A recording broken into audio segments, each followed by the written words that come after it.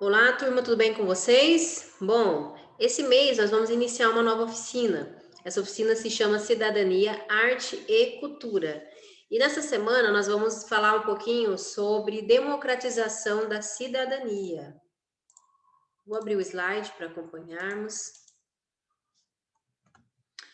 Bom, a proposta então dessa aula é conscientizar acerca das diversas formas de violação dos direitos e deveres humanos, a fim de democratizar a justiça e o exercício da cidadania em defesa dos seus direitos, provocando então a sua participação ativa na sociedade.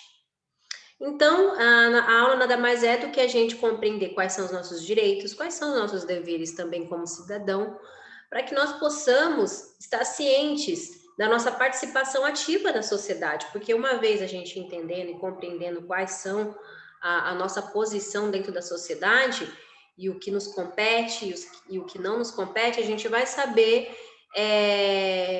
lutar pelos nossos direitos, certo? Bom, a lei é igual para todos? Antes de tudo, eu quero levantar esse questionamento.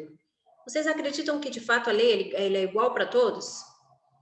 Bom, o objetivo então é a gente refletir sobre o sentido de igualdade perante a lei.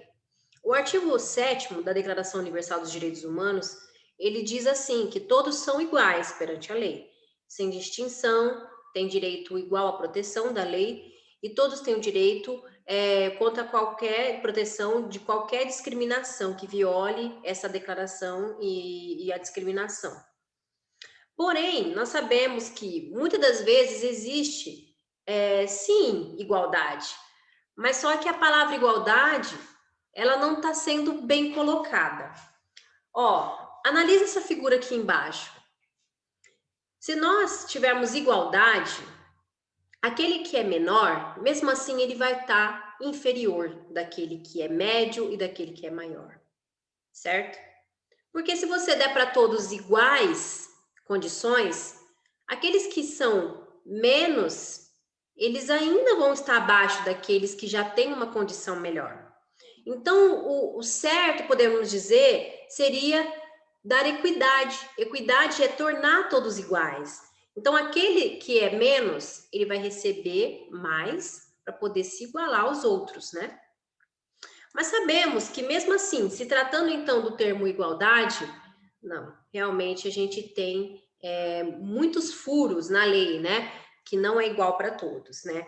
Ainda mais se tratando, por exemplo, sobre um político, uma pessoa que ela é presa sobre a mesma condição de uma outra pessoa que não é política e é presa, ela geralmente tem muito mais proteção, muitos mais direitos dentro da prisão, uma prisão até mais bonita, mais afeiçoada do que aqueles que praticou até mesmo o mesmo crime e estão em locais ruins e piores, né?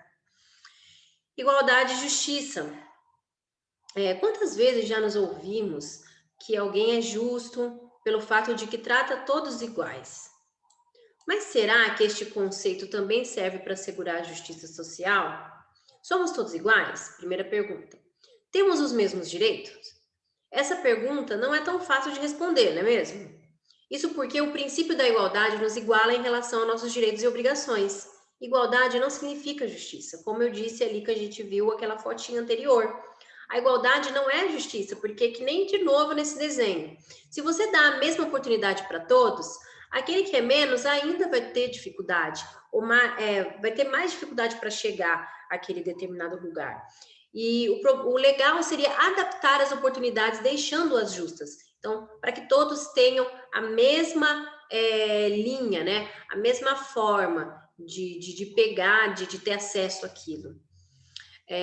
Apesar de termos os mesmos direitos, esses direitos nem sempre conseguem abarcar todos de maneira igual. Pois existem certas particularidades entre os indivíduos. É devido a tais particularidades que existem direitos diferentes para corrigir desigualdades.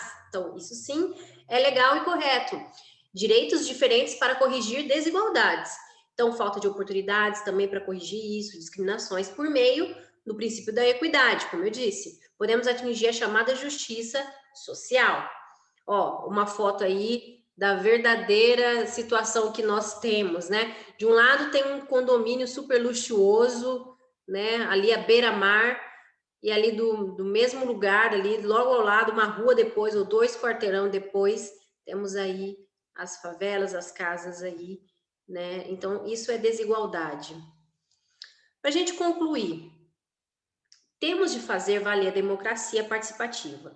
Há de se destacar a importância da participação de toda a população nos conselhos sociais, temáticos e populares, da saúde, da educação, do transporte, da segurança, da infância, enfim, todas as instâncias. Então, é importante a gente ter participação ativa em tudo isso. A gente se interessar, sim, por política, não para poder atacar, mas poder entender os nossos direitos e os nossos deveres, para a gente poder lutar a favor de uma causa ou contra uma causa que nos ofende. Seria muito importante que todos, ricos, pobres, letrados e letrados, recebessem na escola ou fora dela, pelos meios de comunicação, por exemplo, a educação política. Porque aqueles que têm mais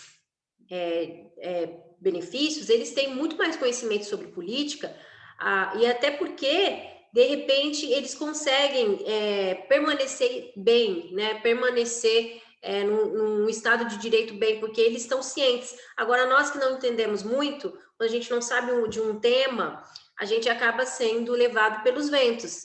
Então, às vezes, uma lei é aprovada, a gente não entende nada, e aquela lei vai nos lesar, vai nos prejudicar, e a gente nem acompanhou e nem movimentou pessoas para poder que aquilo não acontecesse.